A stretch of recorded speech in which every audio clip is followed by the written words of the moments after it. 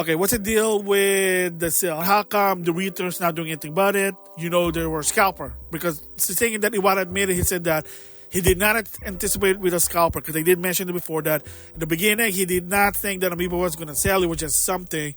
And then he realized, oh shoot, it's a hot item, so they're trying to figure it out. And they did not anticipate with the scalper. I think that's what happened. So a lot of people did say that, well, why can't Nintendo tell the retailer how to sell the amiibo? And the answer to that one is, and I think it kind of makes sense within the business law, is that according to Kit, legality, they really can't dictate how to sell the amiibo to the retailer. The minute the retailer purchases an amiibo, and again, here's the 101 to some extent, how it works is that they don't give it away, those like any product, and hopefully they get something back, like money. No. How it works is that the retailer will purchase certain amount of product, whether it's amiibo, games, or whatever, and whatever how many allocation they're going to get, that's up to them. And the minute the retailer has them, it's on their own. They do whatever they want, how they sell it. And again, whether you like it or not, it's the first sales law rule. In the US, that's actually a rule. When someone purchases a product legally and they follow the proper channel, whatever that particular product, they can do whatever they want with it. Either scalp it, sell it, gift it, play with it, whatever, within the consumer or the retailer in this case.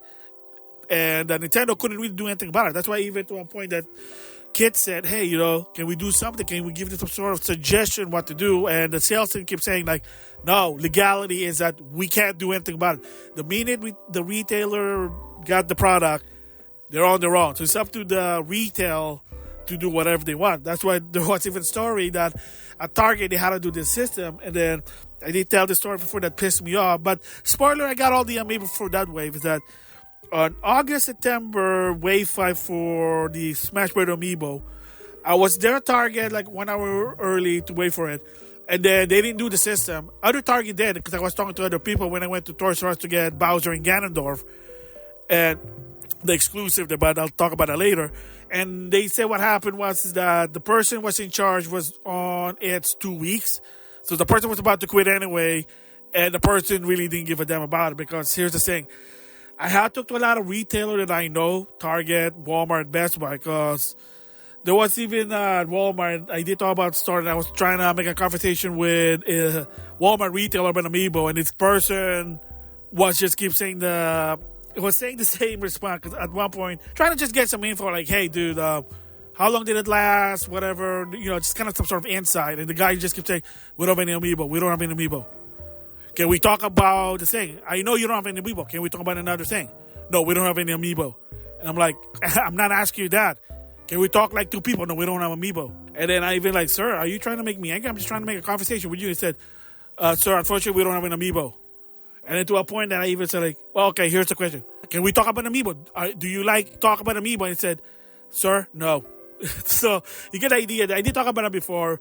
I remember that some idiot Walmart retailer, probably the person just didn't give a shit about it. And that was pissing me off that at one point, I'm not going to lie, I wanted to punch him in the face, but that was in the past.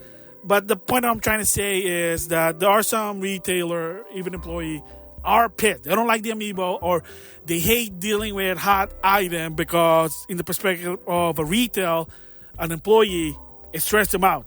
Because there have been a situation when, of course, the story about the exclusive, because according to Kit, once again, the story about that one is that the solution for the stock, because again, like they can't put every Amiibo in certain retail because they'll have a small space. Let's make it exclusive. That didn't work. Like there was even a story with the Golden Mario and Walmart exclusive that somebody got stabbed for a Golden Mario Amiibo. Yeah, that's not a joke. I would not go that far, but yes, I was like, oh boy. I remember the NES Amiibo was a GameStop exclusive to a point that their server crashed, and it took a while just to basically went back online. And NES Amiibo was very rare, but of course, spoiler, when a restock came, they were just easy to get. But the whole point is, they're trying to do FOMO, and yes, Nintendo actually do FOMO. So anyway, back to my story about the Target one.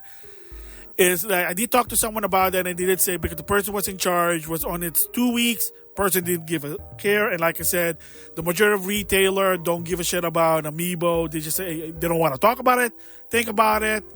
They probably hate their job. It is what it is. And yeah, in 2015, like I said, I talked to some retail store employees. Some of them that I know admitted, they said they didn't want to talk about it. Like, oh shit, here we go.